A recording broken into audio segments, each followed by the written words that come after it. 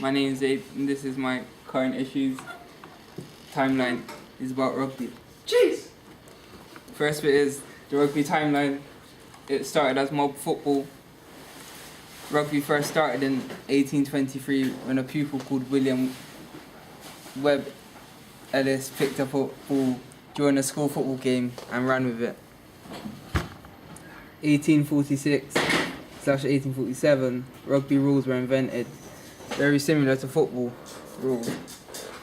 Rules were submitted where they had 37 rules that every team had to follow. The rules were very similar as football, such as but you couldn't hack out tripping and throwing, which is called line-outs.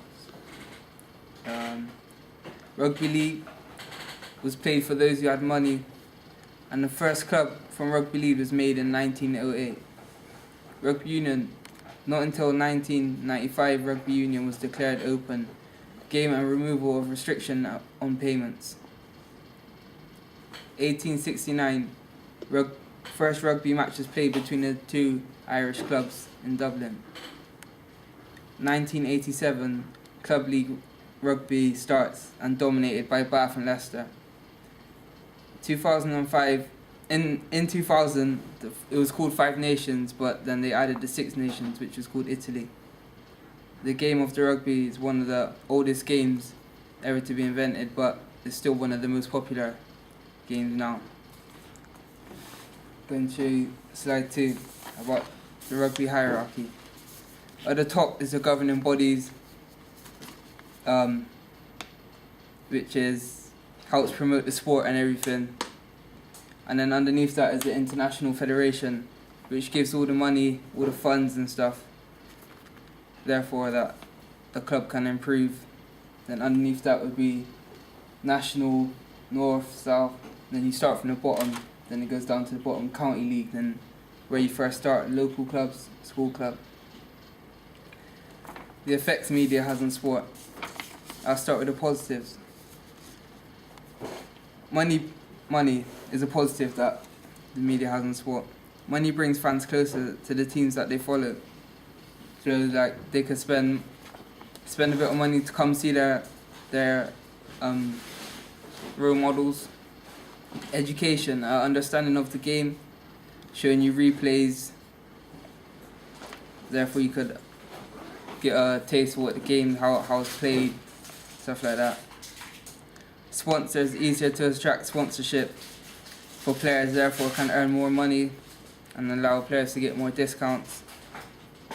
And coaching, it helps coaches that maybe never played the game or do play the game get a different technique of trying different things.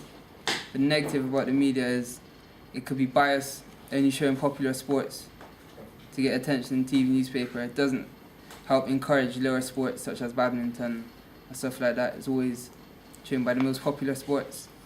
Lack of attendance. For matches that are shown on TV, ticket sales often drop. At overload, there's a lot of sport on TV nowadays, so there's so much to see, you really miss a lot of it.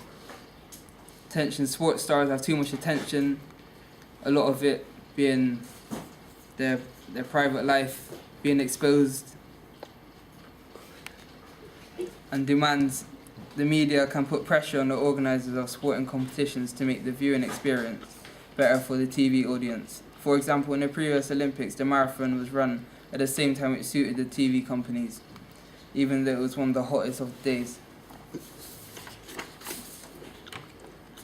Now I'll show you how technology is used in rugby. We start with TMO, which is called Television Match Official. A useful technology that is used to keep the game fair, as there is a lot of bodies in the way and sometimes the ref can't see the ball if it's a try or not, and it would determine if it's a try.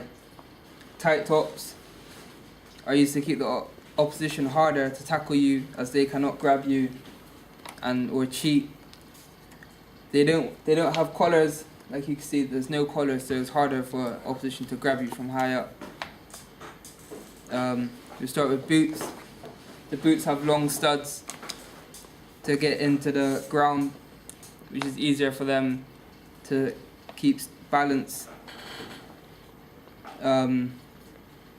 because nowadays rugby is a lot of explosive and pushing, therefore you can keep your balance and stuff.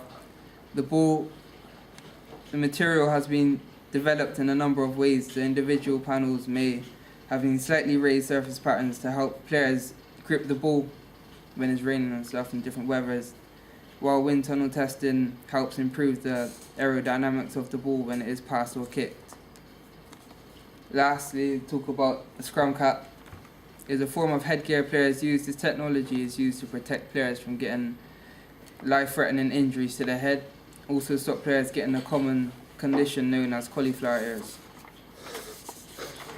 That's my presentation done. Well done, Zayd.